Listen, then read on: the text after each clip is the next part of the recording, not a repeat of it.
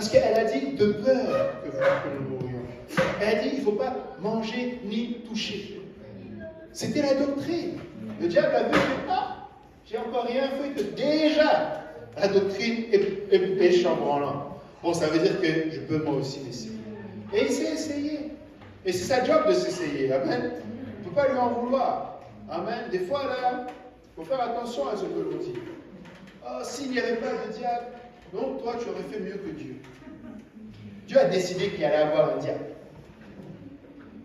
Amen. C'est Dieu qui a décidé qu'il allait avoir un diable. Dieu va enchaîner le diable là, et il va déchaîner encore le diable. Déchaîne-toi. C'est Dieu qui a choisi. Amen. Parce qu'elle n'avait même pas besoin du diable. Elle-même déjà avait commencé avec Adam à tourner les choses différemment. Amen. Alléluia. Il faut même dire merci au Seigneur pour le diable. Ouais. Ah, ça fait bizarre, hein? Ça fait bizarre. Oui, il faut dire merci au Seigneur pour le diable. C'est parce que le diable est venu qu'Ève est allée au bout de ce qui devait être fait et que le Seigneur a pu apporter le salut une bonne fois pour nous. Ah, c'est difficile des fois. Hein? Ça a pris le diable que Dieu lui-même a envoyé à Job pour que Job réalise que, waouh, en fait, Dieu est dans le bon comme dans ce qui semble mauvais. Dieu est dans la santé, mais il est aussi dans la maladie. Ah, mais ça a pris le diable. Job n'y est pas arrivé tout seul. Amen. Alléluia. Ça fait mal quand je dis qu'il faut remercier Dieu pour le diable. Amen. Vous savez, la clé, c'est d'être dans le camp de celui qui est tout puissant. Si tu es dans le camp de celui qui est tout puissant, peu importe ce qui vient à côté, toi tu es dans le camp de celui qui est tout puissant. Amen. Alléluia.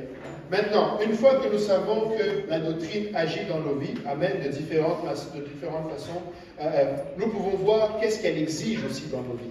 Lorsque tu as la bonne doctrine, tu vas avoir la pureté qui est accompagnée. Amen. La doctrine exige la pureté. Le seul vrai test pour la pureté de l'enseignement est la pureté de la vie qu'elle produit. Job 11, verset 4, tu as dit, ma doctrine est pure et je suis sans tache devant tes yeux. Matthieu 7, verset 20 à 21 nous dit, vous les connaîtrez donc à leurs fruits. Ce n'est pas tout homme qui me dit Seigneur, Seigneur, qui entrera dans le royaume des cieux, mais c'est celui qui fait la volonté de mon Père qui est dans les cieux. Amen. Les fruits, ça se voit. Amen. Si tu ne vois pas les fruits, ça veut dire que derrière, ça n'est pas. Ça veut dire que derrière, il y a un problème d'enseignement, il y a un problème de doctrine. Amen. Un bon arbre va nécessairement porter des bons fruits. Et ça se peut qu'au début, l'arbre ne donnait pas des bons fruits. Amen. Là, des fois, tu arrives, tu peux avoir un pommier qui donne des petites pommes très sûres, très acides. Mais si tu prends soin, éventuellement, les pommes vont sortir bons. Amen. Il y a un travail à faire. Amen. Mais c'est assez simple. Amen. Il faut reconnaître les bons fruits. Amen. Mais je vais m'attarder juste un peu plus là-dessus. Les fruits, ça se mange, n'est-ce pas? J'espère que vous n'êtes pas comme moi, vous ne mangez pas beaucoup de fruits. Il faut manger des fruits. Amen. J'essaie de changer, je dis manger plus de fruits. Amen. Les fruits, ça nourrit. Les fruits, c'est plein de vitamines. Les fruits sont faits pour être mangés. Amen. Mais maintenant, il faut faire attention au genre de fruits avec lesquels tu te nourris. Amen. Il y a des fruits qui doivent être nourris. Amen. Une fois, le Seigneur m'a révélé une chose. La nature, je ne sais pas pourquoi j'arrête pas de revenir sur ça là-dessus, mais la nature nous enseigne. Ici au Québec, là, l'ananas, ça ne pousse pas. La mangue, ça ne pousse pas. Le litchi, ça ne pousse pas.